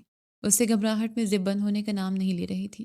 وہ جو بظاہر اپنے آپ کو فون میں مصروف کرتا دکھا رہا تھا، اصل میں اس کا سارا دھیان نہ چاہتے ہوئے بھی ماہا پر تھا۔ سنیں؟ ماہا نے تھک کر اسے پکارا۔ یہ شام نے موبائل جیب میں رکھتے اس کی طرف دیکھا جس کی شکل روحان سی تھی۔ وہ آپ کسی کو بلا دیں گے؟ مجھ سے یہ بند نہیں ہو رہی۔ پلکوں کی چھلمن گراتے ماہا نے دھیمے لہجے میں یہ شام سے کہا۔ اس ٹائم میں کسی کو مدد کے لیے بلا نہیں سکتا، کیا میں کر دوں؟ یہ شام نے گہرا سانس بھرتے پوچھا۔ دل بے ایمان سا ہو رہا تھا ماہا کا سرخ چہرہ دیکھتے۔ ماہا فقط اتنا سا کہتی اپنا رخ بدل گئی۔ دل کی دھڑکنیں منتشر ہوئی تھیں۔ یہ شام کے سامنے پھر سے اس کے سفید بے داغ پشت آئے۔ وہ بھاری قدم اٹھاتے اس تک آیا، نظروں میں خماری سی بھری، جذباتوں میں جیسے کسی نے آگ سی لگا دی۔ اس کا روم روم جیسے تڑپ اٹھا ماہا کو محسوس کرنے کے لیے۔ اس کی سمجھ سے خود باہر تھا کہ ماہا کو دیکھتے اس کے جذبات کیوں بے لگام ہو اٹھے ہیں۔ ماہا کے بالوں کو ایک ہاتھ سے تھامتے اسے ایک کاندھے پر ڈالا۔ ماہا اپنی سانس تک روک گئی۔ ماہا کے بالوں سے اٹھتی مہک یہ شام کی سانسوں میں گھلی۔ یہ شام نے اس کی پشت کو مخمور نگاہوں سے دیکھتے اس کی زپ احتیاط سے بند کی۔ جب اس کی انگلیاں اس کی پشت سے ٹکرائیں، ماہا سوکھے پتے کی مانند لرز گئی، اور یہ شام مزید خود پر سے ضبط کھوتا اپنا ہاتھ ماہا کے پہلو پر رکھتے اسے اپنے سینے سے لگا گیا۔ ماہا نے شرم سے اپنی آنکھیں بند کی۔ دھڑکنیں کانوں میں دھڑکتی محسوس ہوئی۔ ماہا کے پہلو پر ہاتھ رکھتے اس کے بالوں میں اپنا چہرہ چھپائے اس نے اس کے بالوں کی مہک کو اپنی سانسوں میں اتارا۔ اپنی گردن پر یہ شام کے دہکتے لب محسوس کرتے ماہا نے اپنے پہلو پر دھرے اس کے ہاتھوں پر اپنا ہاتھ رکھا۔ ماہا کے وجود سے اٹھتی سندل سے خوشبو اس کے اعصابوں پر حاوی ہوئی، سرور سا پورے وجود میں بھرتا چلا گیا۔ ماہا کی سانسوں کی آمد و رفت ٹوٹی۔ وہ اپنی آنکھیں بند کیے گہرے سانس بھرتے یہ شام کے لبوں کا لمس اپنی گردن پر محسوس کر رہی تھی۔ اچانک سے یہ شام کو ہوا کیا تھا ماہا کو کچھ سمجھ نہیں آیا تھا۔ یکدم ماہا کا رخ پلٹتے وہ اس کے لبوں کو اپنی گرفت میں لے گیا۔ ماہا نے اس کے کندھوں کو تھامتے سہارا لیا۔ اسے لگا اگر اب اس کی سانسوں کو آزادی نہ ملی تو وہ مر جائے گی۔ ماہا نے یہ شام کی گردن پر اپنے ناخن گاڑتے اسے ہوش میں لانا چاہا۔ جو سب کچھ بھلایا اسے بے پناہ شدت بھرا لمس چھوڑ رہا تھا۔ ماہا کے ناخن اپنے گردن پر محسوس کرتے وہ ایک جھٹکے سے ہوش میں آیا۔ ماہا سے وہ ایسے دور ہوا جیسے اسے شدت سے کرنٹ لگا ہو۔ یہ شام نے سرخ آنکھوں سے ماہا کے بکھرے اور تیز سانسیں بھرتے وجود کو دیکھا اور پھر اپنی بے خودی پر اس کا دل کیا خود کو مار لے۔ وہ کیسے جذبات کی روح میں بہک سکتا تھا؟ وہ کیسے ماہا کے قریب جا سکتا تھا؟ اسے یہ نہیں کرنا چاہیے تھا۔ اگر وہ اب بھی خود پر ضبط نہیں کرتا تو ماہا کی زندگی خراب کر بیٹھتا۔ یہ شام کے دور ہونے پر ماہا لڑکھڑائی، پھر تیز سانس لیتے اپنی ٹوٹی سانسوں کو بحال کرنا چاہا۔ शर्म से उसका चेहरा सुर्खनधारी हुआ। I am sorry. माहा के बिखरे वजूद से नजरें चुराते कहता वो लंबे लंबे डग भरता कमरे से निकलता चला गया। पीछे माहा उसका आखिरी लफ्जों को सुनती सुन हुई। वो उसका झटकना भी महसूस कर गई थी। उसकी आंखों में नमकीन पानी जमा हुआ। वो उसका शौहर था, हक रखता था माहा पर। उसके करीब आते वो उसकी रूह में समाने का हक रखता था। लेकिन वो उससे कुर्बत के लम्हात के लिए माफ़ी मांग गया था। किसी अछूत की तरह खुद से दूर कर गया था।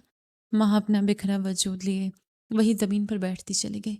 आंसू ने पलकों की बाढ़ तोड़ी और आरिस पर सफ़र करते गर्दन में गिरते गए। आप गलत कहते हैं। आप मुझे शायद अपने काबिल नहीं समझते, इसीलिए तो मुझे यूं झटक गए। अपने घुटनों में मुझ छुपाई कहती वो शिद्दत से रो दी। अपने ज़ाती फ्लैट में बने अपने जिम रूम में लगातार पंचिंग बैग पर अपने मुक्के बरसाते वो अपना अंदर भरी तमाम वहशत उस पर उतारना चाह रहा था। तकरीबन एक हफ्ता गुजर गया था उससे यज़दानी मेंशन से आए हुए। उस एक हफ्ते वह मीडिया से पूरी तरह गायब हो गया था। उसे खुद को नहीं मालूम था क्यों हर वक्त उन गुलाबी भरे भरे लबों का लम्स उसके असाबों पर हावी होने लगा था। क्यों हर वक्त एक मासूम सा चेहरा नीले लिबास में उसकी आंखों के पर्दों पर लहराता था। ये लड़की मेरे हवासों पर हावी हो रही है। मुझे जल्द से जल्द कुछ करना होगा। पंचिंग बैग पर पंच मारते हुए शाम ने माहा को तस्वर में लाती इससे पहले कि वो अपने दिल के आगे घुटने टेक देता या उसका दिल पूरी तरह बागी होते माहा के कदमों में ढेर हो जाता। उसे जल्द उसे आज़ाद करना होगा। मुझ में ऐब है मेरे अल्लाह, बहुत है। मैं कैसे किसी को अपनी ज़िंदगी में शामिल कर सकता हूँ? जिसको अपने दिल में जगह देता हूँ, जिसके पास रहता हूँ वो मुझसे दूर हो जाता है, बहुत दूर। मैं मोहब्बत के काबिल ही नहीं। मैं उस लड़की के पास जाऊँ, उससे मोहब्बत करूँ और फिर वो भी मुझसे दूर हो गई तो अब तो किसी की भी दूरी मुझसे बर्दाश्त नहीं। मेरी ज़ात अधूरी है, मैं अधूरा हूँ। मुझे कहीं खुशी नज़र नहीं आती। मेरे दामन में सिर्फ कांटे हैं, मेरे हाथों में सिर्फ कांटे हैं। वो लड़का जो बचपन से अपनी माँ की मोहब्बत को तरसा, जिसके बाप ने उससे नफरत की, वो कैसे किसी की मोहब्बत का हकदार हो सकता है? वो कैसे किसी से मोहब्बत कर सकता है? मैं उसके काबिल नहीं यार, अब मैं उसके काबिल नहीं। मेरे दिल को उसकी तरफ बढ़ने से रोक दे, क्योंकि मेरे पास सिर्फ वहशतें हैं, खुशियाँ नहीं। सोफे पर बैठते अपने चेहरे को पसीने से साफ करते ये शाम ने सोफे पर अपना सर टिकाते ज़ेरे लब टूटे हुए लहजे में कहा। बचपन की जहरीली यादें उसके दिमाग में गर्दिश करने लगी थी। अरे यार देखो उसे, उसकी वजह से उसकी मॉम मर गई। ये मनहूस है, लड़का गंदा है। मुझे डर लगता है मैं उसके साथ खेलूंगा तो मैं भी मर जाऊंगा। ये पीकर देखो मजा आएगा। कितना अच्छा है ना। आज मैं तुम्हें एक ऐसी जगह ले जाऊं जहां तुम्हें सुकून मिले। घुंघरू की छनकार, मेहंदी भरे हाथ, तेज बजता गीत। उसकी वजह से मरी है हानिया। मेरी बीवी का कातिल है ये। मुझे अपनी नजरों के सामने नजर ना आए ये। जहरीली यादें और कई आवाजें ये शाम ने झटके से अपनी आंखें खोली जो सुर्ख हो रही थी। बुरी आंखों के किनारे पर नमी चमक रही थी। देखो सिर्फ वहशतें हैं मेरे पास। क्या कोई खुशी दे पाऊंगा तुम्हें मैं? तसव्वुर में माहा के वजूद से मुखातिब होते हुए वो लहजे में टूटे कांच के टुकड़े लिए गोया हूँ। हफ्ता होने को आया था और वो जालिम जिसमें उसकी ज़िंदगी बसती थी वो उस पूरे एक हफ्ते यहाँ वापस ना आया था। हाँ लेकिन उसके जाते ही अगले दिन माहा के लिए उसकी ज़रूरत की हर चीज़ उसके पास पहुँच गई थी। पर माहा को चीज़ों से गर्ज ही कहाँ थी। उसे तो वो चाहिए था अपने रूबरू। जब से उसका माजी जाना था तब से तो वो जैसे तड़प सी गई थी कि वो उसके सामने हो और माहा उसके हर जख्म को भरते कुछ ऐसा कर जाए कि वो माजी से निकल जाए, माजी भूल जाए। ये शाम के जाने के बाद फरदान साहब माहा का कमलाया हुआ चेहरा देखते समझ गए थे कि उन दोनों के बीच ताल्लुक इस्तवार नहीं है।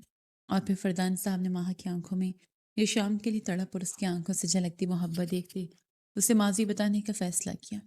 वो 8 साल का था जब उसकी माँ की तबीयत अचानक बिगड़ी। डॉक्टर्स ने उसे मुकम्मल रेस्ट का हुक्म दिया, लेकिन यह शाम एक रोज़ उसके संग बाहर जाने की जिद बांध बैठा। वो गाड़ी चलाने की हालत में न थी। ये शाम को समझाया लेकिन उसने ना मानने पर वो उसे लेते बाहर चली गई और बीच रास्ते में ही तबीयत मजीद बिगड़ जाने पर गाड़ी न संभालते एक हादसे का शिकार हुई। उस हादसे में ये शाम तो बच गया लेकिन मेरी महबूब बीवी नहीं।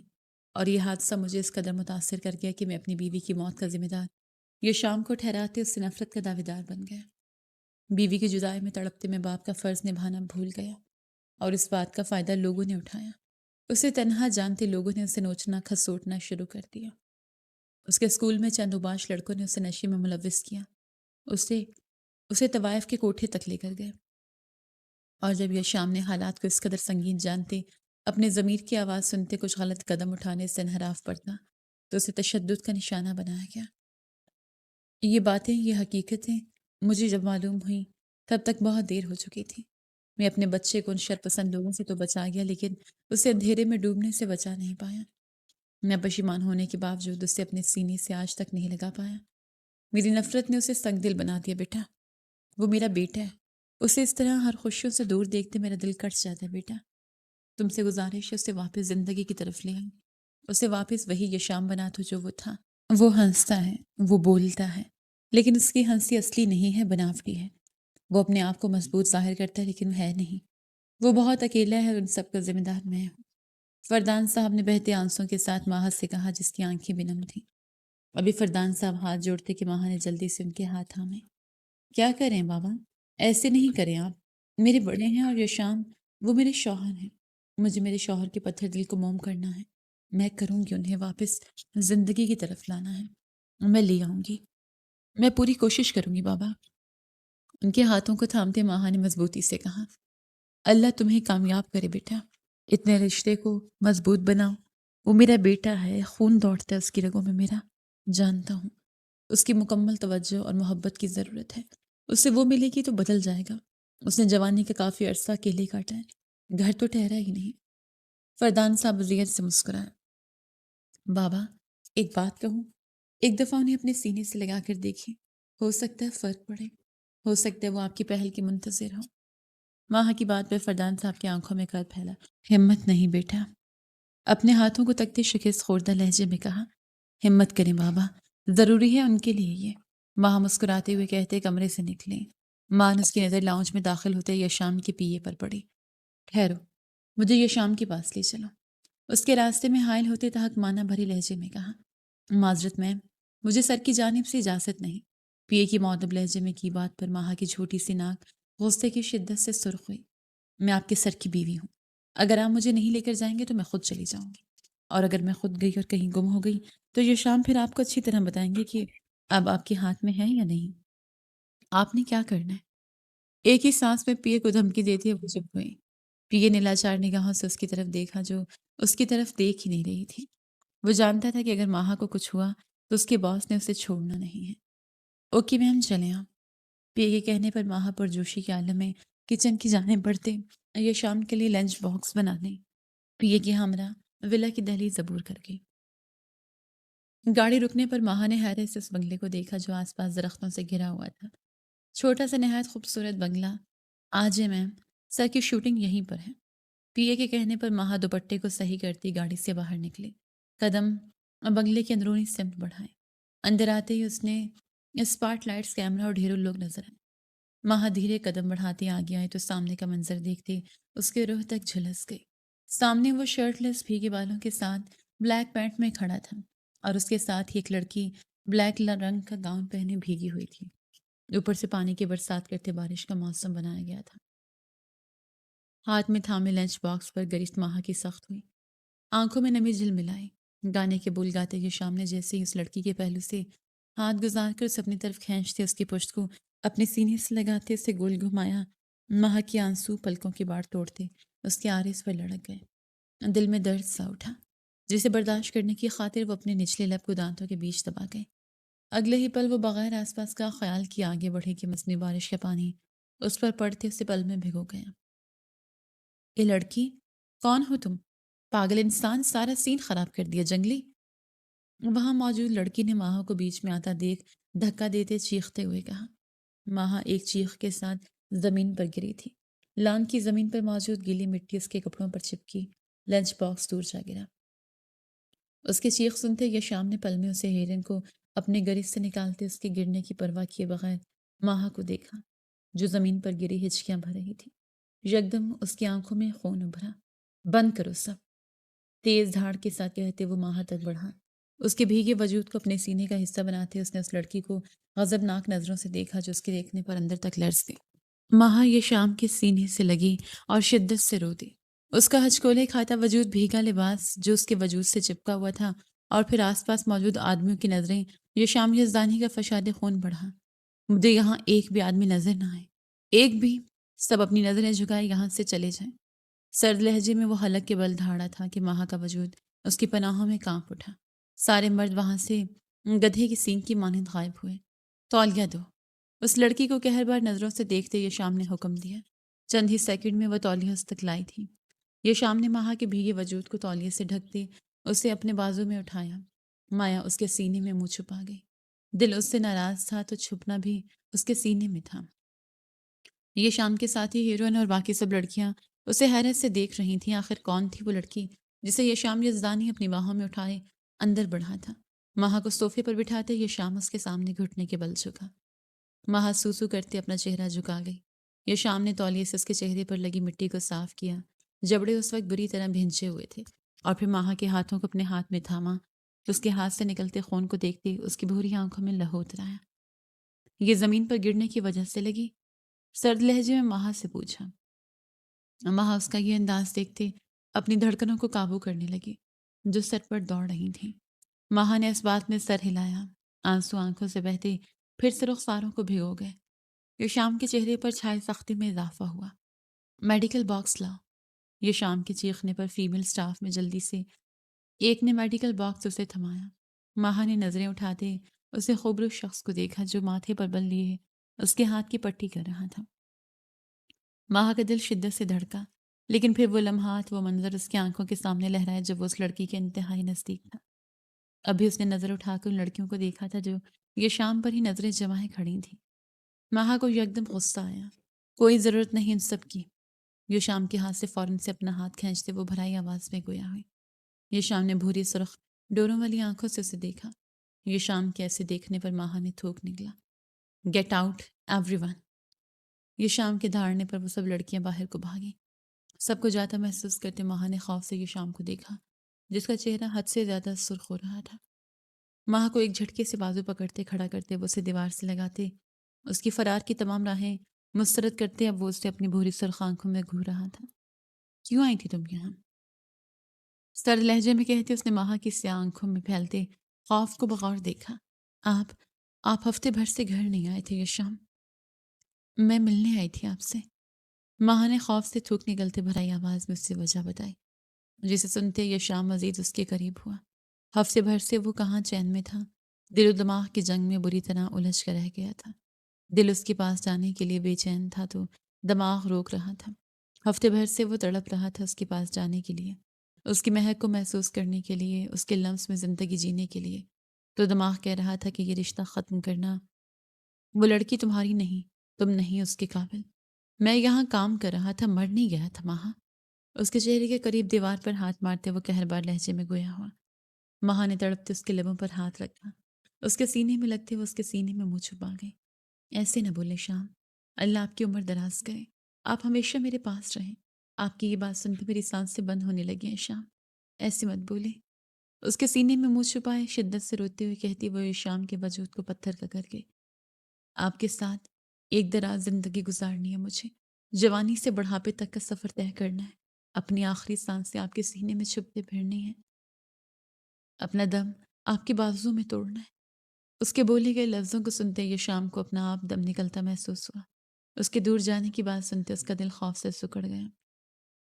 ماہا کی کمر پر ہاتھ باندھے اس نے اپنے لبوں پر رکھے اس کے ہاتھ کو شدت سے چوما۔ اس لڑکی کے لفظوں سے دڑپ محسوس ہوئی تھی۔ شش، رونا بند کرو ماں۔ اس کی کمر کو سہلاتے یہ شام نے نرم لہجے میں کہتے اس کا چہرہ اپنے سینے سے نکالتے اپنے ہاتھوں کے پیالے میں تھاما۔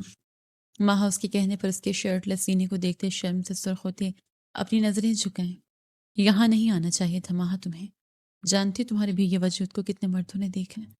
میرا خون ابال مار رہا ہے، تیش سے میرے سر پھٹنے کے قریب ہے۔ بے خودی میں وہ اپنے دل کی بات کہتے ماہا کے ناک سے اپنی ناک جوڑتے اس کی سانس سے انہیل کرنے لگا۔ ماہا اپنی آنکھیں بند کر گئی۔ آپ بھی اس لڑکی کے قریب تھے یہ شام، وہ آپ سے چپکی ہوئی تھی۔ ماہا کو وہ منظر یاد آیا تو بول اٹھی۔ یہ شام نے اس کے کپکپاتے لبوں کی حرکت دیکھی تو خود پر سے ضبط کی تنابیں ٹوٹتی محسوس کرتے وہ ماہا کے چہرے پر جھکتے چلا گیا۔ ماہا کی سانسوں میں اپنی سانسیں الجھاتے وہ اس سے دور ہوا۔ ماہا کے خون جھلکاتے چہرے کو دیکھتے یہ شام کے لبوں پر مسکراہٹ دوڑ اٹھی۔ اس کے لم سے غصہ زائل ہوا، جیسے جھاگ کی طرح بیٹھ گیا ہو۔ وہ میرا کام ہے۔ ماہا کے دونوں آرز پر جھکتے اپنے لب باری باری رکھتے یہ شام نے کہا۔ بہت بے شرموں والا کام ہے شام، ذرا شرم نہیں، اس لڑکی میں کیسے آپ سے چپک رہی تھی؟ ماہ اس کے لبوں کو اپنے چہرے کی ہر نقش پر محسوس کرتے گہرے سانس بھرتے ہوئے بولی۔ دل تیز رفتاری سے دھڑک رہا تھا، پورے وجود میں کپ کپی سی تاری ہوئی۔ تم میں ہے نا شر، بس یہی کافی ہے جان شام۔ اب گھر جاؤ، میں آتا ہوں گھر تھوڑی دیر میں۔ ماہ کی بات پر یشام نے ہنستے اپنے لب اس کے ماتھے پر سب کرتے نرم لہجے میں کہا، آپ اپنی شرٹ پہن کر پھر شوٹنگ کریے گا، وہ بھی دور دور، ٹھیک ہے؟ اپنے دوپٹے کو صحیح کرتے اس نے یشام کے خوبرو چہرے کو دیکھتے دھیمی آواز میں کہا۔ یشام کے چہرے پر جمی مسکراہٹ گہری ہوئی۔ ٹھیک ہے۔ ماہ کی ناک پر جھکتے اس کی ناک کی ٹپ کو اپنے لبوں سے چھوتے ہوئے گویا ہوا۔ 1 منٹ۔ ماہ کو وہیں رکنے کا کہتے وہ باہر کی طرف بڑھا۔ ماہ نے چہرے پر شرمگی مسکراہٹ سجائے گزرے لمحات کو سوچا۔ مطلب شام بھی مجھ سے محبت کرتے ہیں، اب مجھے ان سے اعتراف کر دینا چاہیے، لیکن روکھا سوکھا نہیں، محبت کا اظہار ہے، ذرا خوبصورت ہونا چاہیے۔ لبوں کو کاٹتے وہ سوچ رہی تھی جب یہ شام اس کے پاس آیا۔ ہاتھ میں ایک بڑی سی چادر تھی جسے ماہ کے وجود پر ڈالتے وہ اس کا وجود بالکل چھپا گیا تھا۔ اب جاؤ، میرا پیے تمہیں گھر چھوڑ دے گا، میں کام کرتے گھر ہی آؤں گا۔ ماہ کے وجود کو چادر سے ڈھانپتے وہ اس کا سرخ گال تھپتھپاتے ہوئے بولا۔ ماہ سرخ چہرے سمیت سر اس بات میں ہلاتی باہر نکلی۔ یہ شام نے اس کی پشت کو تکا۔ اب ادراک ہوا تھا کہ پچھلے 1 ہفتے سے وہ جن احساسات سے گزر رہا تھا ان کا نام محبت تھا، لیکن یہ ادراک اس سے خوش کرنے کے بجائے خوفزدہ کر گیا تھا۔ کمرے کا دروازہ کھولتے اندر قدم رکھتے وہ ٹھٹک کر رکا۔ پھولوں کی تیز مہک ناک کے نتنوں سے ٹکرائی۔ نظر سامنے صوفے پر سکڑ کر لیٹی اس مہجبین پر پڑی جو اس کے دل کا چین و قرار لوٹ گئی تھی۔ سرخ ساڑی اپنے نازک بدن پر سجائے، بالوں کی آبشار کو کمر پر پھیلائے، وہ چہرے پر ہلکا ہلکا میک اپ کیے، لبوں کو تیز سرخ رنگ سے رنگے، اپنی آنکھیں بند کے صوفے پہ ٹیک لگائے سو رہی تھی۔ اس کے نازک وجود پر نظر پڑتے ہی یہ شام کے دل کی دھڑکن نے رفتار پکڑی۔ وہ سراپا قیامت بنی اس کے سامنے تھی۔ یہ شام کا اس پر سے نظریں ہٹانا دو بھر ہوا۔ نظریں اس کے سندلتے وجود سے ہوتے ہوئے سامنے ٹیبل پر گئیں تو وہاں پھولوں کے بیچ رکھے گئے کیک کو دیکھتے یہ شام نے اپنے قدم کیک کی طرف بڑھائے۔ کیک پہ لکھی تحریر کو پڑھتے یہ شام کو لگا اس کا سانس سینے میں اٹک گئی ہو۔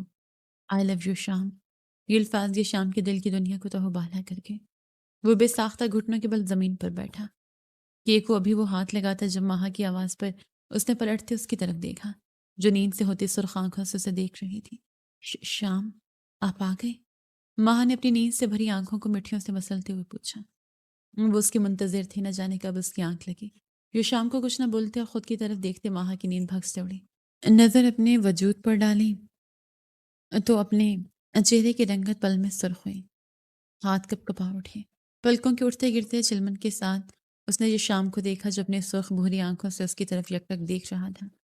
اپنی تمام تر ہمت مجتمع کرتے، اپنے بالوں کو کان کے پیچھے کرتے وہ خود بھی اپنی جگہ سے اٹھتے یہ شام کے سامنے گھٹنوں کے بل بیٹھی۔ کامتے ہاتھ آگے بڑھاتے یہ شام کے سر کھردرے ہاتھوں کو اپنے ہاتھوں میں تھامتے اپنی سیاہ گول آنکھوں سے اس نے یہ شام کی طرف دیکھا۔ ماہ کی اس حرکت پر یہ شام کے گلے میں گلٹی ابھر کر معدوم ہوئی۔ مجھے آپ سے کچھ کہنا ہے شام۔ اپنے لبوں کو تر کرتے ماہ نے ہمت کرتے کہا، میں آپ سے بہت محبت کرتی ہوں شام، نکاح سے بہت پہلے، بہت بہت پہلے جب آپ کا پہلا سانگ آیا تھا، شاید تب جو میں نے آپ کو موبائل پر دیکھا تھا، تب سے آپ کی ہر تصویر، آپ کا ہر شو میں پہرو بیٹھ کر دیکھا کرتی تھی۔ میری سانسیں آپ سے جڑ چکی تھی شام، آپ کو نہیں دیکھتی تھی تو سانسیں تھمنے لگتی تھی، ایسا لگتا تھا کہ اگر آپ کو نہیں دیکھا تو جی نہیں پاؤں گی۔ جب بھی کسی لڑکی کو آپ کے ساتھ دیکھتی تو اپنا آپ جھلستی، آگ میں جلتا ہوا محسوس ہوتا، اتنا کہ میں رات کو سو نہیں پاتی۔ میں جانتی تھی کہ آپ کا میرا جوڑ نہیں، میری طرح نہ جانے کتنی لڑکیاں آپ پر اپنا دل ہار بیٹھی ہوں گی، لیکن میں یہ بات دعوے سے کہہ سکتی ہوں، کوئی بھی میری طرح اتنی دیوانی آپ کی نہیں ہوگی جتنی میں ہوں۔ اپنی آنکھیں بند کیے وہ یہ شام کا ہاتھ تھامے اسے اپنی محبت کے بارے میں بتا رہی تھی، جسے سنتے یہ شام ساکت رہ گیا۔ آپ میری تہجد میں مانگی ہوئی دعا ہے شام، میری ہر نماز میں آپ کو پانے کی دعا ہوتی تھی۔ شب قدر کی راتوں میں جب سب اپنی اپنی مغفرت کی دعا مانگتے ہیں، میں نے تب بھی آپ کو مانگا ہے، روتے گڑ گڑاتے اپنے رب سے آپ کو مانگا ہے، اور دیکھیے میرے رب نے مجھے آپ کا محرم بنا دیا۔ شام، آج آپ میرے ہیں، میں آپ کی ہوں، میں آپ سے بہت محبت کرتی ہوں شام۔ محبت بھی چھوٹا لفظ ہے، عشق ہے، آپ ماہ یہ شام یزدانی کا۔ میں جانتی ہوں آپ بھی مجھ سے محبت کرنے لگے ہیں، بھرائی آواز میں کہتے وہ خاموشی بند آنکھوں سے آنسو بہتے رخسار سے ہوتا ہوا گردن میں جذب ہوا۔ وہ اپنا دل اپنے ہمسفر کے سامنے کھول کر رکھ گئی تھی، اسے بتا چکی تھی کہ وہ اس کے لیے کتنا خاص ہے۔ میں بکھرا ہوا نہیں ہوں، قابل تمہارے۔ ماہ کو اس طرح روتے دیکھتے یہ شام بس لہجے میں گویا ہوا۔ دل و دماغ سکون سے چاہتے تھے، تھک گیا تھا وہ، اب آرام چاہیے تھا۔ وہ ہار رہا تھا ماہ کے آنسوں اور اپنے دل میں جمی اس کی محبت کے آگے۔ میں سمیٹ لوں گی، ایک بار کہہ دے محبت نے۔ میں بکھرے ہوئے یہ شام کو ایسے سمیٹوں گی کہ وہ بھول جائے گا کہ وہ کبھی بکھرا تھا۔ آنکھیں کھولتے اس کے چہرے کو اپنے ہاتھوں کے پیالے میں بھرتے ماہ محبت سے چور لہجے میں گویا ہوئے۔ سمیٹ لو گی مجھے؟ کسی معصوم بچے کی مانی تصدیق چاہے۔ ہاں سمیٹ لوں گی۔ ماہ نے تیزی سے اس بات میں سر ہلایا۔ چھوڑ کر نہیں جاؤں گی؟ ایک اور سوال پوچھا گیا۔ کبھی نہیں جاؤں گی، مر جاؤں گی آپ کے بازو میں، لیکن چھوڑ کر نہیں جاؤں گی۔ ماہ نے برستی آنکھوں کے ساتھ کہا۔ میں قابل نہیں تمہارے۔ اپنے گال پر دھرے ماہ کے ہاتھ پر اپنا ہاتھ رکھتے بتایا۔ بھوری سرخ آنکھوں میں ہلکی سی نمی چمکی۔ غلط، آپ کے سوا کوئی قابل نہیں میرے۔ ماہ نے کہتے اونچا ہوتے اس کے ماتھے سے اپنا ماتھا جوڑا۔ منحوس کہتے تھے سب مجھے، کہتے تھے اپنی ماں کو کھا گیا۔ ماہ کی کمر میں ہاتھ ڈالتے اسے اپنے ہمراہ کھڑا کرتے گرب سے بتایا۔ آپ نے کچھ نہیں کیا، سب غلط کہتے تھے۔ ماہ نے اس کی آنکھوں میں اپنی آنکھیں گاڑتے جواب دیا۔ اسکول میں سب نے مذاق اڑایا، دوست مجھ سے دور ہو گئے کہ میں منحوس ہوں، میری وجہ سے وہ بھی مر جائیں گے۔ یہ شام کی آنکھیں بھیگتی چل، وہ دوست آپ کی دوست کی قابل نہیں تھے۔ ماہ نے یہ شام کی مغرور کھڑی ناک پر اپنے لب رکھتے کہا۔ سب نفرت کرتے ہیں مجھ سے، بابا مجھے کہتے ہیں کہ میری وجہ سے ماما ان سے دور ہوئی ہیں۔ ماہ کی کمر پر یہ شام کی گریز سخت ہوئی۔ ماہ نے اس کی بھیگی پلکوں کو اپنی انگلی کے پوروں سے نرمی سے صاف کی۔ میں محبت کرتی ہوں آپ سے، اور یقین کریں بابا بھی آپ سے محبت کرتے ہیں، وہ پشیمان ہے اپنے کیے پر۔ ماہ نے اس کے ماتھے پر اب اپنے لب رکھتے اسے بتایا، اور یہ شام کی زدانی اب ہار گیا مکمل توڑ پر۔ اس پر چڑھا سخت خول چڑھا کر ٹوٹا تھا، وجود میں موجود خلا ان چند لفظوں میں بھرتا چلا گیا۔ اس کا باپ اس سے محبت کرتا تھا، نفرت نہیں۔ یہ لفظ چند لفظ اسے اندھیرے سے کھینچتے روشنی میں لے آئے تھے۔ اپنے آپ کو تمہارے حوالے کر رہا ہوں، اب تم چاہے تو سمیٹ لو یا پھر مزید توڑ دو۔ ماہ کے چہرے کو بے قرار نظروں سے دیکھتے کہتے وہ ہار مان گیا تھا۔ ماہ یہ شام کی بات پر زندگی سے بھرپور مسکرائے۔ یہ شام کے چہرے کے ہر نقش پر اپنے لب رکھے۔ یہ شام نے اپنی آنکھیں بند کی سکون سے۔ محبت ہے؟ پیچھے ہوتے ماہ نے پوچھا۔ عشق ہے۔ یہ شام نے اس کے رخساروں پر گرے آنسو اس کی بھیگی پلکیں انگلیوں کے پوروں سے صاف کرتے ہوئے شدت سے کہا۔ ماہ نم آنکھیں لیے ہنستی، اس کی ہنسی دیکھتے یہ شام کے لبوں پر مسکراہٹ نے جگہ بنائی۔ آئندہ آپ محض گانے گائیں، شوٹنگ نہیں کریں گے؟ ماہ کو یکدم کل کا منظر یاد آیا، اس کی ہنسی کو بریک لگی، آنکھوں میں جلن پوری اور آب و تاب سے جگمگائی، چہرے کا رنگ سرخ پڑا، اپنا نچلا لب دانتوں میں دبا گیا۔ اس کی جلن سے سرخ پڑتے چہرے کو دیکھتے وہ سرشار سا ہوا تھا۔ تم جیلس ہو رہی ہو؟ یہ شام کے کہنے پر ماہ نے اسے تیز نظروں سے گھور کر دیکھا۔ یہ شام اس کے گھورنے پر کہکا لگا گیا۔ ہنسنے کی بات نہیں ہے شام، میں قطعی آپ کو کسی کے ساتھ برداشت نہیں کروں گی، اسی سبب جو میں کہہ گئی ہوں آپ وہی کریں گے۔ ماہ نے اس کے سینے پر ہاتھ سے ننھا سوال کیا۔ جو آپ کا حکم میری جان، یہ غلام وہی کرے گا جو آپ بولیں گی، لیکن فی الحال غلام کو آج اپنی مرضی کرنی ہے۔ ماہ کو ایک جھٹکے سے اپنے بازو میں اٹھاتے یہ شام نے زمینی لہجے میں کہا۔ ماہ نے ہڑبڑا کر اس کی گردن میں باہیں ڈالی۔ کون سی مرضی؟ یہ شام کی بات پر ماہ نے اجنبی سے پوچھا۔ ماہ شام تمہاری روح میں سمانا ہے، تمہارے چہرے کے ہر نقش کو اپنے لبوں کے لمس سے مہکانا ہے، تمہارے لمس سے راحت حاصل کرنی ہے۔ یہ شام کی زندگی دوری اب گوارا نہیں ہے، سانسوں سے زیادہ قریب آنا ہے تمہارے، اپنے لمس سے تمہاری دھڑکنوں میں تلاطم مچانا ہے۔ ماہ کو بیڈ پر لٹاتے اس پر کالی گھٹا سچاتے یہ شام نے بوجھل لہجے میں سرگوشی کرتے اس کی دھڑکنوں میں طوفان برپا کیا۔ ماہ کی رنگت میں گلال شامل ہوا، وہ شرم سے اپنی آنکھیں بند کر گئی۔ یہ شام نے اس کے ماتھے پر جھکتے شدت سے اپنے لب رکھے، وہ دیوانگی کے عالم میں اس کے چہرے کے ہر نقش پر اپنے لبوں کا بھیگا لمس چھوڑنے لگا۔ اس کے بے نقوش کو چوم لینے کے بعد وہ اس کے لبوں کو اپنی گرفت میں لیتا اسے اپنے حصار میں محصور کر گیا، اور ماہ وہ خود سپردگی دیتے اس کی غربت کے رنگ میں رنگتی چلی گئی۔ یقیناً آنے والا مستقبل حسین تھا، جہاں نہ یہ شام اور فردان صاحب کے درمیان کوئی خلش تھی، نہ ان دونوں کے درمیان کوئی دوری۔ ختم شد۔